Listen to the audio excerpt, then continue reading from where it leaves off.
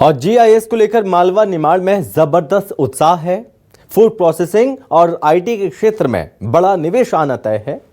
मालवा निमाड़ प्रदेश की अर्थव्यवस्था का इंजन बनेगा। जापान की यूनिक्लो टेक्सटाइल सेक्टर में बड़ा निवेश करेगी जापान की कंपनी, और साथ ही कनाडा की कंपनी फूड प्रोसेसिंग में 4500 करोड़ लगाएगी, इन्वेस्ट करेगी। ग्लोबल इन्वेस्टर समिट में जापान के यूनिक टेक्सटाइल समूह मध्य प्रदेश में बड़ा निवेश करने आ रहे हैं। बता दें कि यूनिक्लो टेक्सटाइल समूह के आने से मध्य प्रदेश में टेक्सटाइल सेक्टर की तस्वीर बदलेगी। कनाडा का बड़ा समूह मैकेन फूड प्रोसेसिंग क्षेत्र में 4500 करोड़ का निवेश करेगा। बता दें समूह आलू से बनने वाले उत्पादों का व्यापार करता है। राजधानी भोपाल में आयोजित होने वाली ग्लोबल इन्वेस्टर समिट में सरकार का पूरा फोकस है। विदेशी निवेशकों पर यूके, कनाडा और जापान से 30 सदस्यों के दल भोपाल आएंगे। यूनिक्लो 15 सदस्यीय दल को मध्य प्रदेश भेजेगा। यूनिक्लो के मध्य प्रदेश में निवेश के बाद टेक्सटाइल इंडस्ट्री में बड़ा बदलाव देखने को मिलने वाला है। अगर बात करें ग्लोबल इन्वेस्टर समिट की, तो इसको लेकर पूरी तैयारियां लगभग पूरी हो चुकी हैं। एक बहुत बड़ा निवेश होने जा रहा है मध्य प्रदेश में। लेकिन मालवा निमाड़ में किस तरह के लोगों को लेकर उत्साह है, इस जायज को लेकर लोगों में उत्साह देखने को मिल रहा है, लोगों का क्या कहना है इस इन्वेस्टर समिट को लेकर, तमाम चीजें जानने समझने की कोशिश करेंगे। हमारे साथ सहयोगी हेमंत शर्मा हमारे साथ जुड़ रहे हैं इंदौर से। तो हेमंत, जीआईएस होने वाला है, इसको लेकर काफी उम्मीदें हैं मध्य प्रदेश के लोगों को, खासतौर पर मालवा निमाड़ के लोगों को। जब विदेशी कंपनियां आएंगी, निवेश काफी होगा, और किस तरह से इस निवेश को देखा जाएगा, क्योंकि रोजगार मिलेगा, जरूरी चीजें पूरी होंगी, विकास होगा। किस तरह से मालवा निमाड़ के लोग इस जीआईएस को देख रहे हैं?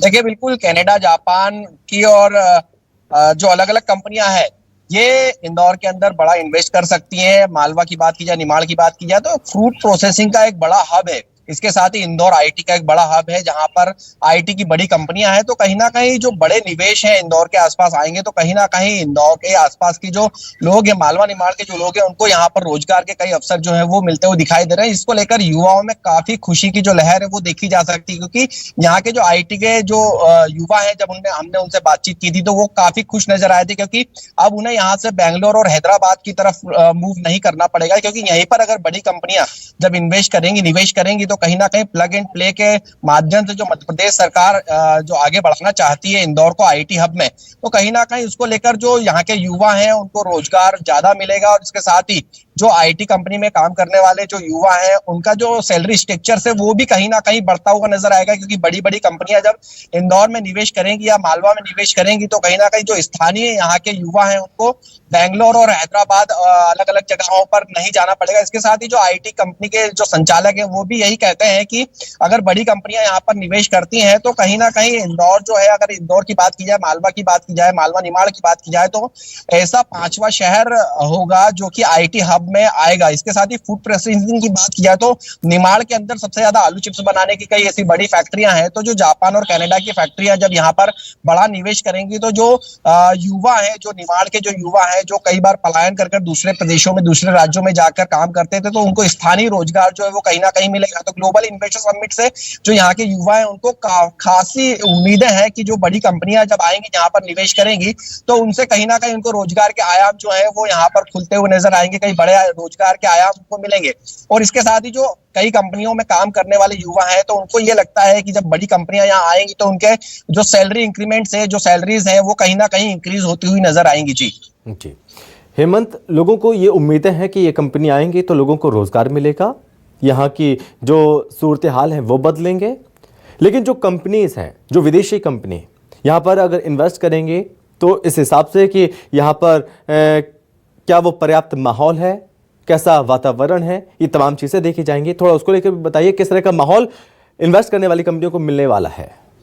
देखिए बिल्कुल मध्य प्रदेश सरकार ने एमपीआईडीसीए ने जो माहौल है वो इन्वेस्टमेंट करने वाले जो निवेशक जो हैं उनके लिए एक अलग ही माहौल बना रखा है। उनको जो शासकीय कार्य जो होता है उसको जितना आसान से आसान किया जा सकता है वो करने की बात यहाँ पर कही है कि जो भी कंपनियां यहाँ पर इन्वेस्ट करेंगी तो हमारी जो नीतियां हैं वो काफी आसान है। यहाँ पर आकर इन्वेस्टमेंट अगर करते हैं, जैसे इंदौर की हम बात करें तो इंदौर देश में स्वच्छ शहरों में गिनती होती है। भारत में स्वच्छता का परचम लहराया इंदौर ने। इंदौर के पास ही पीतमपुर है, इसके साथ ही हमारे पास में उज्जैन है, देवास है। तो जो बड़े इंडस्ट्रियल एरिया हैं यहाँ पर कई जो सेक्टर्स विकसित किए गए, इंडस्ट्रियल सेक्टर्स उनको काफी विकसित किया गया है। इसके साथ ही एमपीआईडीसीए ने जो इंदौर के अंदर 2 और बड़े आईटी के कंपनियों के लिए जो मॉल बनाने की यहाँ पर आईटी कंपनी के लिए आईटी सेक्टर के लिए 2 मॉल बनाने की बात यहाँ पर कही है। तो कहीं ना कहीं प्लग एंड प्ले के लिए जो मॉल बनेंगे उनके अंदर भी जो कंपनियां आएंगी तो उन कंपनियों के दफ्तर होंगे। तो यहाँ पर इंदौर के जो युवा है उनको रोजगार तो मिलेगा। इसके साथ ही अगर हम बात करें